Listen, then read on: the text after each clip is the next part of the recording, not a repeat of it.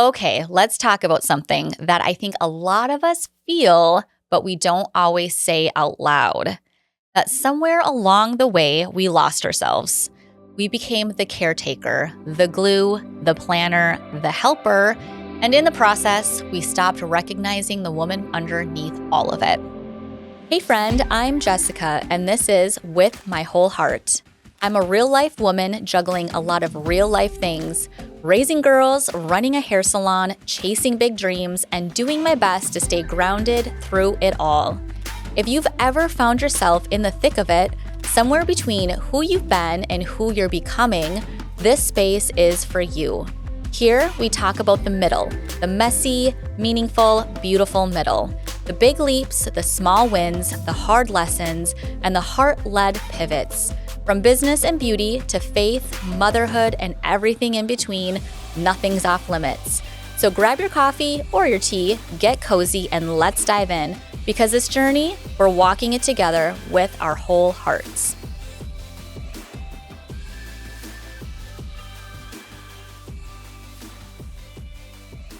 I got married when I was just barely 21. I had my first baby at 25. And by the time I turned 30, I was done having babies. So for about 10 to 12 years of my life, I was deep in it. I was a wife, I was a mom, and eventually I became a business owner. That entire decade, it was beautiful, full of blessings, but also it was the season where I slowly started to lose sight of who I was. And I didn't even realize it at the time. Somewhere between changing diapers, folding laundry, managing schedules, chasing toddlers, and working long shifts in the salon, I stopped answering to my own name. I became mom, babe, boss. I wore all the hats, and they all mattered, but I disappeared underneath them. You hear people talk about the messy middle, and that's exactly where I lived for years. I only worked 2 days a week in the salon during that season, but they were long days, 10, sometimes 12 hours. And when I wasn't behind the chair, I was at home doing all the things. Cleaning, cooking, feeding babies, keeping the house running. And let me just say, there was no me time scheduled in between any of that. I was running on all cylinders, head down, pushing through. And while I don't want to sound ungrateful because I was so deeply thankful for the life I was building, I also wasn't fully living in it. I wasn't celebrating it. I was just surviving it. I didn't have hobbies. I didn't have routines or rituals that were mine. I didn't know what filled me up because I hadn't asked myself that in years. That kind of identity loss doesn't always happen overnight. Sometimes it happens gradually, like a slow fade. And I think that's what makes it so tricky. You don't always notice it until one day you look up and wonder, when did I stop feeling like me? And then came one of the most humbling moments of my life, when I had to call my mom and ask for help paying the electric bill. I remember it clearly. I was standing in the living room of the duplex we owned, looking out the window with a baby on my hip. The duplex was a blessing. It had renters on the other side, and that helped cover parts of our mortgage. But it was also the era of those high-risk ARM loans with crazy interest rates, and even with rental income, things were tight. Standing there as a new mom, calling my own mom to ask for help, it wrecked me. I sobbed through that phone call. I felt this painful mix of shame and gratitude because on one hand, I knew I was capable. I was doing everything I could. And on the other hand, I was in need. And that's a hard pill to swallow. Of course, my mom was comforting and loving. She reminded me that this is life, that this is what family is for. And after I hung up, what I felt most, more than shame or guilt, was deep, overwhelming gratitude. That call shaped me. It reminded me that asking for help doesn't make you weak, it makes you real. And I think that moment planted the seed for something bigger, an understanding that I deserve to be supported too. At 32, I opened my salon, And that was my first big investment back into something that was mine. It was exciting. It was terrifying. It was a leap of faith. And while it absolutely was a version of investing in myself, it was more than that. It was an investment in my dreams, in my future, in the career I had worked so hard to build. It felt like a reflection of who I could be, but not necessarily who I was just yet. Because even in that big, bold step, I realized I was still figuring out who I was underneath it all. Not the mom, not the wife, not the business owner, me. Around the time I opened my salon, I decided I wanted to start offering hair extensions. But before I brought that kind of transformation to my guests, I knew I needed to experience it for myself. I needed to know what it felt like, not just how it looked. But here's the thing. I didn't have a lot of money. I was still building the business, juggling life at home, and trying to make it all work. So I did what a lot of stylists probably would do. I found creative ways to cut costs. I ordered the hair myself, colored my own extensions, and had my stylist color my natural hair at the salon. I was trying to save every penny I could. Then I would drive 2.5 hours down to the Twin Cities to get them installed. That's how committed I was to making it happen. Because even though I didn't think I could afford it at the time, I also knew it mattered. This was a priority for me. And that's something I've learned over and over. We always find a way to fund our priorities. For some people, it's travel. For others, it's eating out. For some, it's having the newest car or the latest gadgets. And for me, it's been personal care. It's confidence. It's choosing to invest in the way I feel when I walk into a room. So there I was, freshly colored hair, deep dark blue on top that melted into a bright fashion blue on the ends, rocking a bold look that already made me feel more like myself. And then I got the extensions put in, and something happened. I didn't expect it to hit so hard, but the moment I saw myself with long, beautiful hair again, hair that actually resembled how mine used to be before babies, I was overwhelmed. You see, I grew up with thick, gorgeous hair, and after having kids, it never really came back the same. It got thinner, more see-through, harder to style. I kept it short because that's all I felt like I could do. And listen, we don't talk about this enough, but motherhood changes our bodies. For some, it's stretch marks. For others, it's weight changes, hormonal acne, joint pain, even anxiety. And for a lot of women, including me, it's hair loss. So to look in the mirror and see a version of me that felt somewhat familiar again, it was emotional. I got in my car and cried for a good chunk of the drive home because for the first time in years, I felt like me.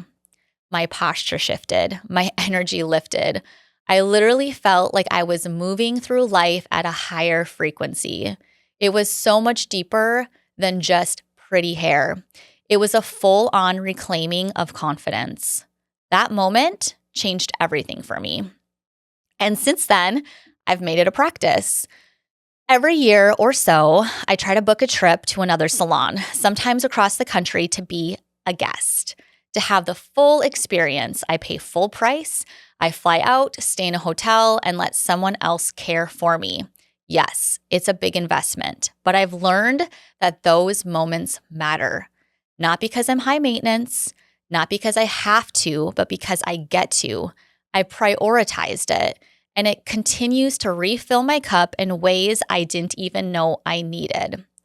That experience also taught me something I've shared with my guests and friends ever since.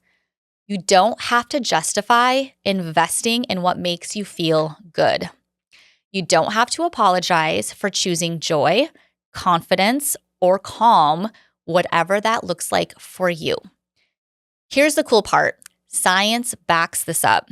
When we take time for ourselves, even in small ways, we activate parts of the brain that boost emotional regulation, self-worth, and even our ability to handle stress. A dopamine release, like rituals, like getting your nails done or taking a solo coffee run, releases dopamine, the feel-good chemical that tells your brain, this is good, do this again. Neuroplasticity. When you start choosing yourself, even just a little, your brain starts to rewire. You build a mindset that says, I'm not just surviving, I'm allowed to thrive. Hey friend, real quick before we dive back in. If you've been nodding along, tearing up, or laughing with me in these episodes, can I ask you a little favor? Make sure you've subscribed to With My Whole Heart so you never miss an episode. And if you've got a second, leaving a review helps so much. It's like giving the podcast a little hug. And hey, if something hit home or you just want to share your story, come DM me on Instagram. I seriously love chatting with you and hearing what's on your heart. This space was built to be a soft landing and a strong launch pad. I'm so glad you're here. Okay, back to the episode. Nervous system support. Those moments of stillness, movement, or intentional rest help regulate your nervous system, moving you from stress mode to calm presence. These aren't luxuries, they're lifelines. Self-care isn't a trend, it's how we anchor ourselves in a world that constantly asks us to pour out. And yes, there were moments when the mom guilt crept in, when I'd sit in the chair getting my hair done, or book the massage, or swipe the card for something I wanted, not needed, and I'd feel that little voice say, you could use this for the kids, or groceries, or bills. But here's what I've learned. Self-care is not selfish. It's an investment into the version of you that shows up in every room of your life, your marriage, your motherhood, your career. When you care for yourself, everything else rises with you. And over time, it got easier. That scarcity mindset I used to live in started to shift. I realized that the more I showed up for myself, the more I had to give to everyone else. And just to be clear, I'm not saying you need to spend a ton of money to invest in yourself. I know what it's like to be in a season where even a $7 coffee feels like a luxury. I've been there. I've made the hard phone call to ask for help paying the electric bill. I've also stood on my front porch and watched our van get repossessed without warning right before we were supposed to leave for our newborn photos. It was heartbreaking. We had to have another hard conversation with a family member who stepped in to help, and yes, we paid them back, but the shame, the stress, the weight of that moment, I'll never forget it. As embarrassing as it was, you see scenes like that in movies and think, that would never happen to me. How irresponsible you must be to have that happen, until it happens to you. And when it does, it changes you. It gives you a whole new understanding of hardship. It deepens your compassion, your empathy, and your awareness. That moment humbled me, yes, but it also grew me. And for that, I'm oddly very thankful. In that season of life, I wasn't getting hair extensions. I wasn't going in for massages or any of the things I now prioritize. But looking back, I wish I would have done something, anything to invest in myself. Not with money we didn't have, but with intention I could have offered myself, like journaling, going for a long walk, taking the long way home with the windows down and a good playlist, giving myself a pedicure at home, letting myself feel present even when everything felt like survival mode. Part of it was our financial situation, but a big part of it was also my mindset. So yes, be responsible. Prioritize your family, keep your budget in mind, but also don't fall into the trap of thinking you have to wait until everything's perfect before you are allowed to care for yourself. Self-investment doesn't have to be extravagant. It can be simple, grounding, personal, because it's not about the price tag. It's about the intention. Now, I didn't always see it, but my daughters were watching. They see that I love taking care of myself. They see that I make time to get my hair done, to show up for myself, to create little rituals in my life. And you know what's beautiful? On Mother's Day or my birthdays, or honestly just because they will set up an entire spa day for me at home. They set up a foot soaking area and put their gymnastics mat down with my yoga mat to make a massage table and rub my back. They create a whole little setup just for me. It's seriously the sweetest freaking thing because they see that I do those things for myself and now they want to do them for me too. That's the kind of example I want to set. Not just being present for them, but showing them what it looks like to be present for yourself. My prayer is they implement these things into their own adult lives. There's this beautiful passage in Proverbs 31 that so many of us have heard about the woman who rises early, provides for her family, builds, nurtures, creates, leads. But what we don't always talk about is how she does it all. She's not running on empty. She's rooted in something greater than herself. She's clothed in strength and dignity. She laughs without fear of the future. That kind of peace doesn't come from striving. It comes from surrender. It comes from being rooted in God, from trusting that you don't have to do it all to be worthy. That rest, reflection, and caring for yourself are not signs of weakness, but wisdom. That's the kind of woman I want to be. One who gives and leads and shows up fully for her people, but also one who takes care of herself, who nurtures her spirit, her body, and her mind, who pauses long enough to hear God's voice before all others, and who knows that her worth isn't earned, it's already spoken over her. Let's talk about something else that might come up on this journey, people's comments.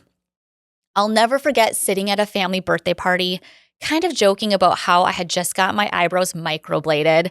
I made a light comment, something like, yeah, I guess I'm officially BA because I have my face tattooed. It was a laugh, a joke, but someone chimed in and said, wow, or you're just really bougie. And in that moment, it hit me. Not in a devastating way, but enough to take the wind out of my sails for just a second. I know they weren't trying to be mean. It was just a quick comment they probably thought was funny, but it lingered, and honestly, it stung. But I remembered who I was. I reminded myself of the work I've done, the growth, the intention, and the responsibility, and I was able to pivot out of it pretty quickly because I'm proud of the way I show up for myself. I'm proud that I care for the body God gave me, that I choose to invest in the things that make me feel good, that I don't shrink back when I'm finally starting to shine. Because here's the truth. When you start investing in yourself, prioritizing your confidence, your peace, your healing, people notice. And not all of them will understand. Sometimes it triggers something in them. Sometimes they just don't know how to respond. But listen, if you've been on the receiving end of those comments, keep going. You are not too much. You are not extra. You are showing up for yourself, and that is something to be proud of. And if you're one of the people who've made those comments, maybe without realizing, just know words matter. You never know how your words land or what someone has gone through to finally feel good in their own skin.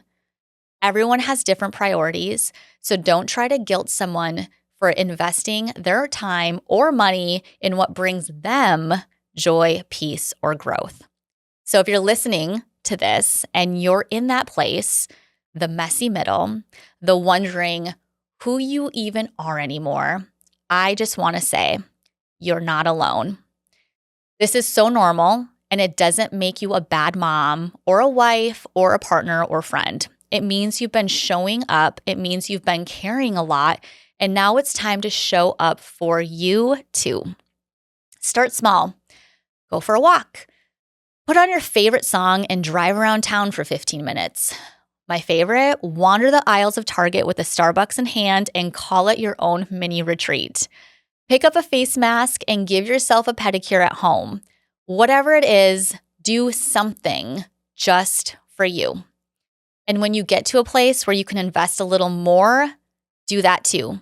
Whether it's extensions or a massage or a solo weekend away, remind yourself that your needs matter, that your joy matters, that your presence matters, not just for the people in your life, but for you.